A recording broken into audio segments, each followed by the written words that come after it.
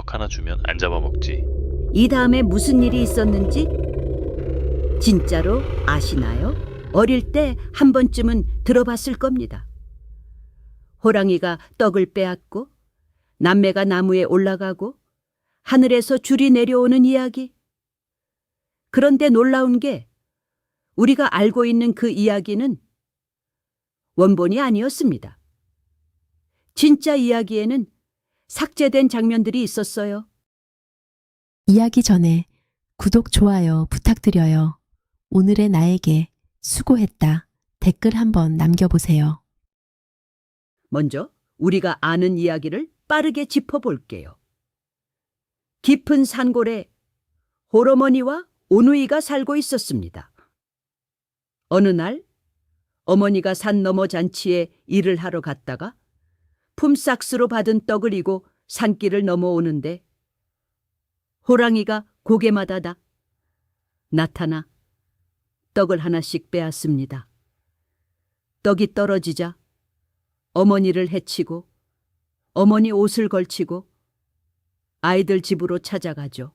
남매는 목소리가 이상한 걸 알아채고 도망칩니다. 나무 위로 올라가지만 호랑이가 도끼로 나무를 찍으며 올라오기 시작해요. 더 이상 도망칠 곳이 없었습니다. 남매가 하늘에 빌자 튼튼한 새 동아줄이 내려왔고 호랑이에게는 썩은 동아줄이 내려왔습니다. 호랑이는 줄이 끊어져 수수밭에 떨어졌고 남매는 하늘로 올라가 해와 달이 되었어요. 여기까지가 우리가 알고 있는 이야기입니다. 어릴 때 동화책에서 읽었던 그 귀여운 버전이요.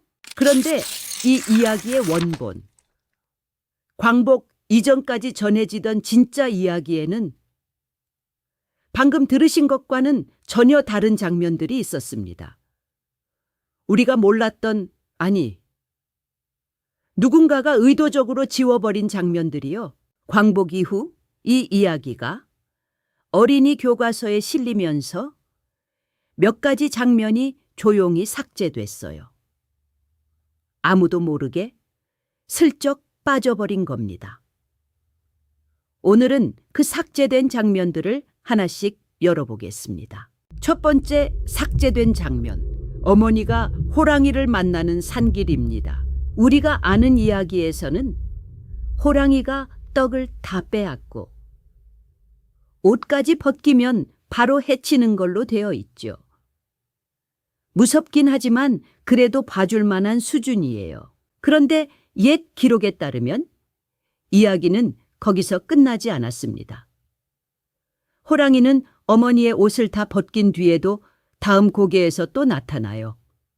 그리고 요구한 것은 차마 입에 담기 어려운 것이었습니다.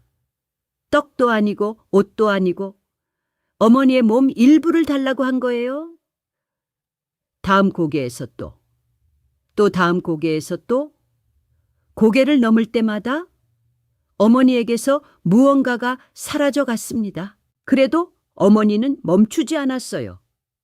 집에 가야 했으니까. 아이들이 기다리고 있으니까. 점점 걸음이 느려지면서도 어둠이 내린 산길을 끝까지 가려 했습니다. 그리고 마지막 고개에서 더 이상 줄 것이 남지 않은 어머니를 데려가 버립니다. 잠깐 여기서 생각해 봐야 할 게 있어요. 호랑이는 처음부터 해칠 수 있었습니다. 그런데 일부러 한 조각씩 빼앗았어요. 이것만 주면 살려준다는 거짓말을 반복하면서 처음부터 끝이 정해져 있었는데 매번 희망을 줬다가 빼앗은 겁니다. 그런데 이게 다가 아닙니다. 두 번째 삭제된 장면이 남아 있어요. 옛 기록에 따르면 일부 지역에서 전해지는 이야기에는 오누이 말고 젖먹이 동생이 하나 더 있었어요. 아직 걸음도 못 대는 아기. 호랑이가 문 밖에서 어머니 목소리를 흉내 냅니다. 얘들아, 젖을 먹여야 하니 아기를 이리 내놓아라. 아이들은 의심 없이 문틈으로 아기를 건넵니다. 그리고 밖에서 들려오는 소리, 알 수 없는 무서운 소리. 아이들이 직접 건네준 동생이 문 하나를 사이에 두고 사라져버린 겁니다. 그 뒤로 아기 울음소리는 다시 들리지 않았어.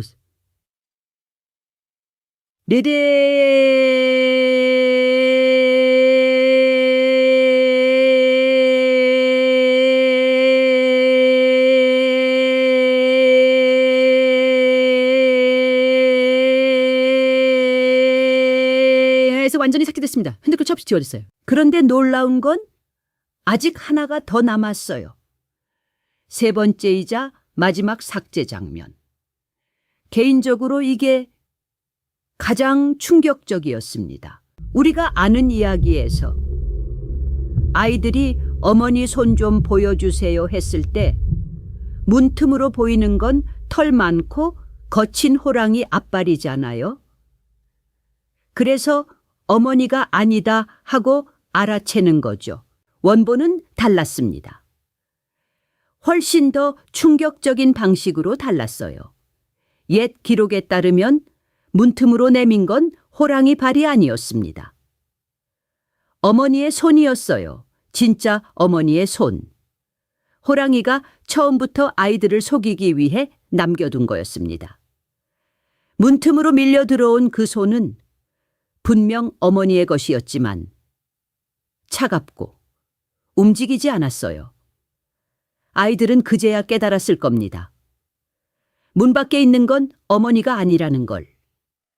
그리고 어머니가 더 이상 돌아오지 못한다는 걸.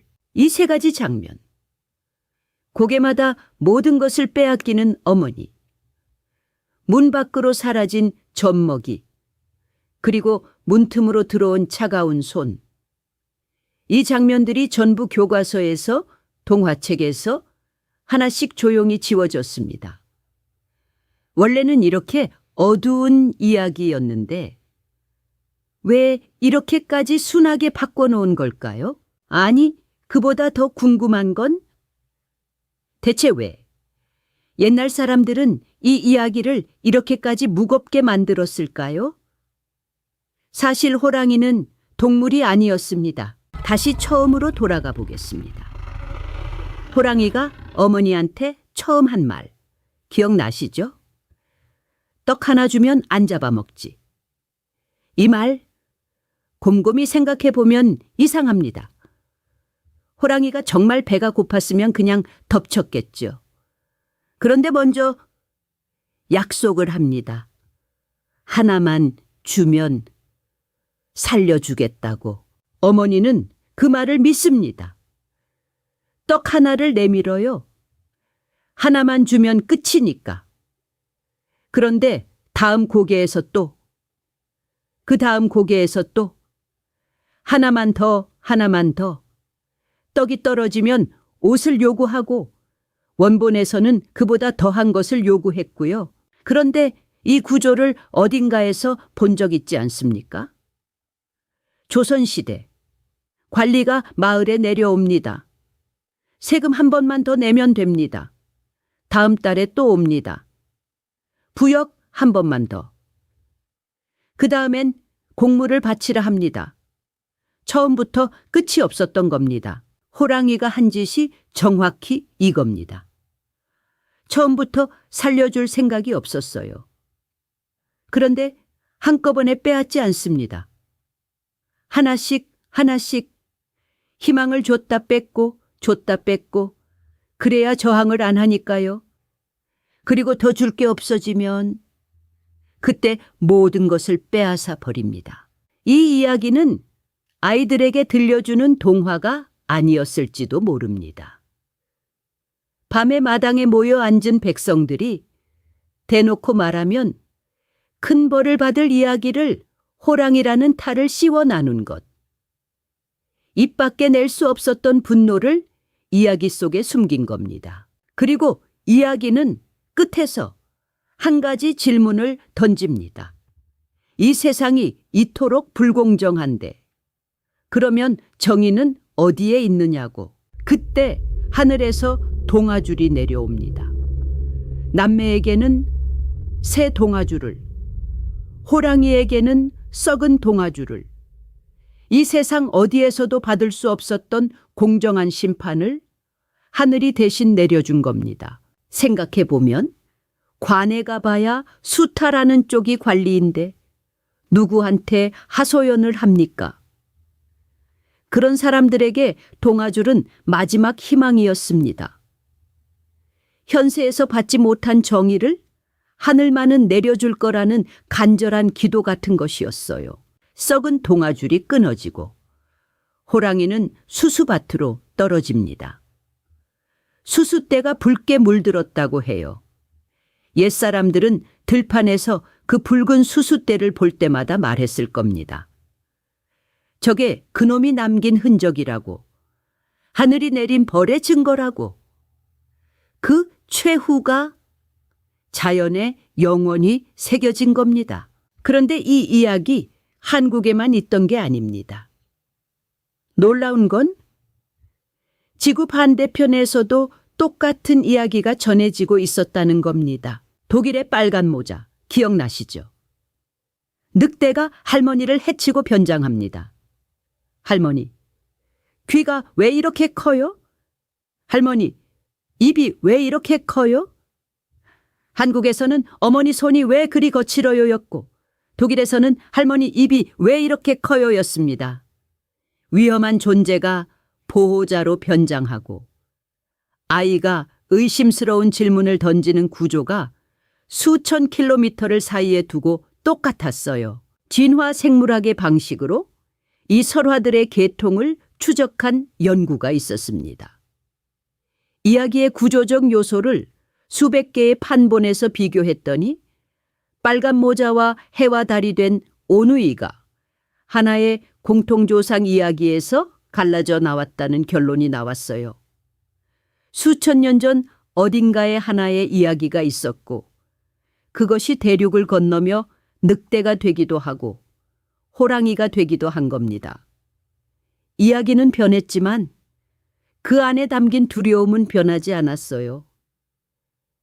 믿었던 존재가 사실은 나를 해치려 한다는 그 원초적인 불안만큼은 이 이야기가 수천 년을 살아남은 이유가 있습니다. 해와 달이 된 오누이는 하나의 이야기가 아니에요. 해와 달의 기원을 설명하는 신화이자 수수대가 왜 붉은지를 알려주는 전설이자 호랑이와 남매의 추격을 담은 민담이기도 합니다. 이 세 가지가 하나로 엮여 있으니까 한쪽이 낡아도 다른 쪽이 이야기를 붙들어 줬던 거예요. 옛 이야기꾼들이 본능적으로 알고 있었던 겁니다. 좋은 이야기가 뭔지를 오늘 밤 이 이야기가 조금 다르게 들리셨으면 좋겠습니다. 떡 하나 주면 안 잡아 먹지. 그 한마디 속에 담겨 있던 분노와 슬픔과 기도가 이제는 느껴지실 테니까요. 어쩌면 오늘 밤 달을 올려다보면 동생을 지키려 먼저 어둠을 택한 오빠의 얼굴이 보일지도 모르겠습니다. 그리고 내일 아침 해가 뜰 때 눈부셔서 차마 올려다볼 수 없는 그 빛 속에 수천 년 전 누군가의 이야기가 아직도 살아서 빛나고 있다는 걸 느끼실 수 있을 겁니다. 좋은 밤 되세요.